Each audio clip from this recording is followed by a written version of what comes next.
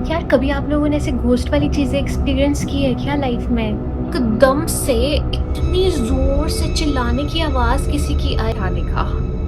मैंने देखा मेरी लाइफ पे बाइट का मार्क है। मतलब queries, welcome back to my channel AK Motivflix. आप लोग कैसे हो? आई थिंक आप सब लोग अच्छे हैं और अच्छे ही रहने चाहिए। एंड आज का जो मेरा ये वीडियो होने वाला है ना, that will be my personal real life experience. किसके ऊपर? घोस्ट के ऊपर। और मैं कोई ये अपने ऐसे मन-घड़ंत कहानी नहीं बना रही हूँ, बिकॉज़ ये सच में मेरे साथ हुआ है। और ऐसा नहीं है कि 1-2 बार मेरे साथ कुछ ऐसा हुआ होगा, मतलब काफ़ी बार ऐसी चीज़ें हो चुकी है। और मैं आज इस चीज़ पे वीडियो क्यों बना रही हूँ, बिकॉज़ मैं कल ना एक मूवी देख रही थी। मतलब मैं उसका नाम नहीं लूँगी, बट जब मैंने उस मूवी को देखा ना, तो उसमें भी कुछ-कुछ चीज़ें ऐसे हिंट्स थी जो मेरे साथ पहले मेरे हो चुके हैं। तो मुझे फिर ऐसा हुआ कि यार ये तो बिल्कुल मुझे शेयर करना पड़ेगा। लेकिन अभी जो मैं आपके साथ इंसिडेंट शेयर करूँगी ना, मतलब वो तो ऐसा है कि मतलब मेरे ऐसे-ऐसे गूज़बम्प्स आ गए थे बहुत ज़्यादा उस पे। तो हुआ क्या था कि मैं ना, जब मैं अपना कॉलेज टाइम पे थी तो हमारी फेयरवेल थी। तो उस टाइम पे मैं अपने ना बूजी के घर पे गई थी, बिकॉज़ वैसे तो मैं हॉस्टल में रहती थी, लेकिन मैं बूजी के घर पे गई थी क्योंकि मैंने वहीं से ही ड्रेस लिया था और मैंने वहीं से ही रेडी हुई थी। तो फिर मेरा जो भी सामान था वो उनके ही घर पे था, और नेक्स्ट डे हमें हॉलिडे होने वाला था क्योंकि वैसे ही फंक्शन था, तो उसके नेक्स्ट डे पे हमें हॉलिडे दी थी।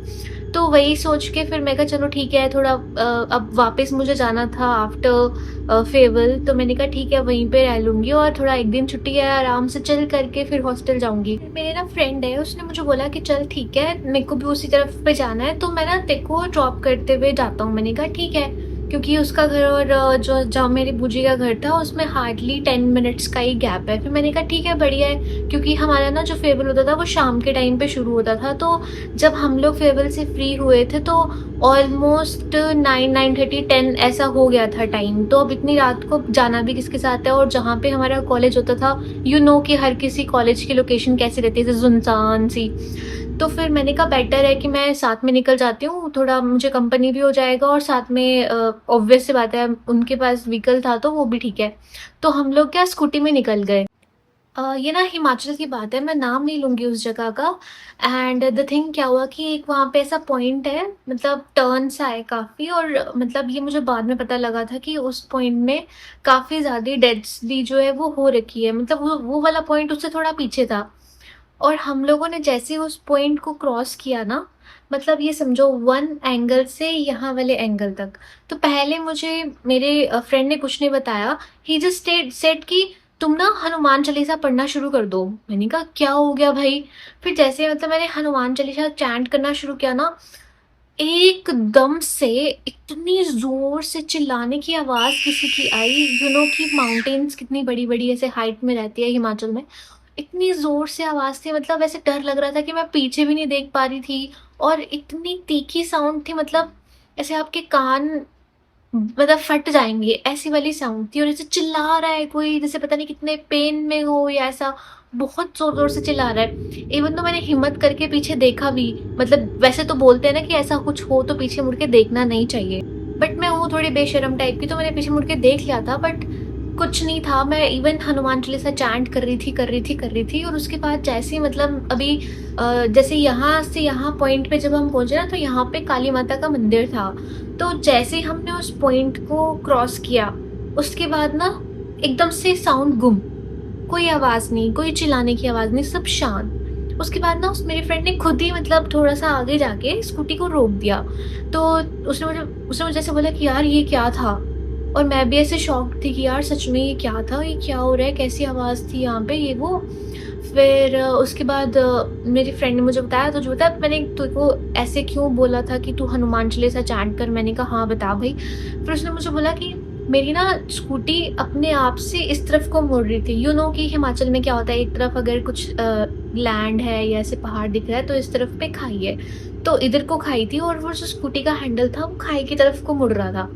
तो कहता मैंने इतनी मुश्किल से कंट्रोल किया हुआ था, और ऐसे हो रहा था कि बार-बार कोई स्कूटी को रोकना चाह रहा है या इधर को धकेलना चाह रहा है। कहता तभी तूने नोटिस किया कि स्पीड जो है वो एकदम से कम हो गई थी। तो मेरा ना ध्यान सच में स्पीड पे नहीं था। हाँ, स्पीड कम हुई थी, लेकिन मेरा जो कंटिन्यूअस ध्यान ध्यान था वो था उस साउंड पे, और साथ ही मैं जो चैंट कर रही थी मैं वो।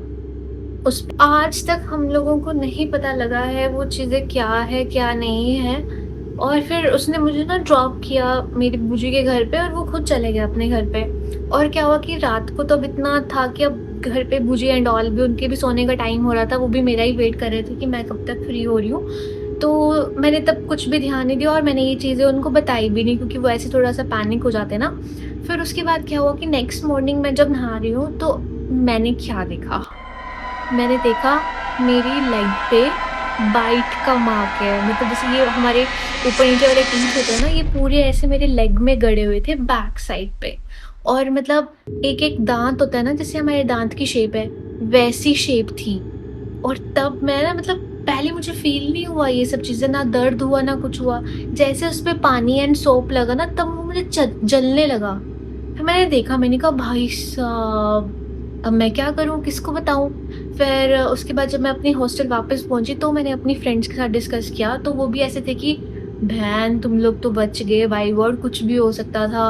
और वहाँ पे जो लोकल थे मेरी फ्रेंड्स, उन्होंने बोला कि यार तुम्हें पता हो उस रोड पे ना वैसे ही बहुत सारे एक्सीडेंट्स हुए हैं, कहीं उनमें से किसी की आत्मा होगी ये वो नो। तो मैं ऐसे थी कि यार पता नहीं क्या था, जो भी था मतलब काफ़ी वियर्ड एक्सपीरियंस था। एंड सबसे मेजर थिंग क्या थी कि हमें पता है कि अगर हमें चोट लगती है तो कुछ वीक्स में वो हील होना शुरू हो जाता है। और उस चोट ने 3 मंथ्स लिए थे हील होने को। अलग-अलग उसमें कलर चेंजेस हुए, मतलब आई नो कि मतलब चेंजेस तो आते ही हैं, मतलब वो बहुत वियर्डली वो ठीक हुआ है। और पूरे 3 मंथ्स लिए और उसमें पेन मुझे रोज़ होता था, चाहे वो हील ही क्यों ना हो रहा हो। और ये सब बातें मैंने आज तक अपने घर पे किसी को नहीं बताई, मम्मा-पापा किसी किसी के साथ शेयर नहीं की, बिकॉज़ उसके पहले भी मेरे साथ ऐसी काफ़ी चीज़ें हुई हॉस्टल में।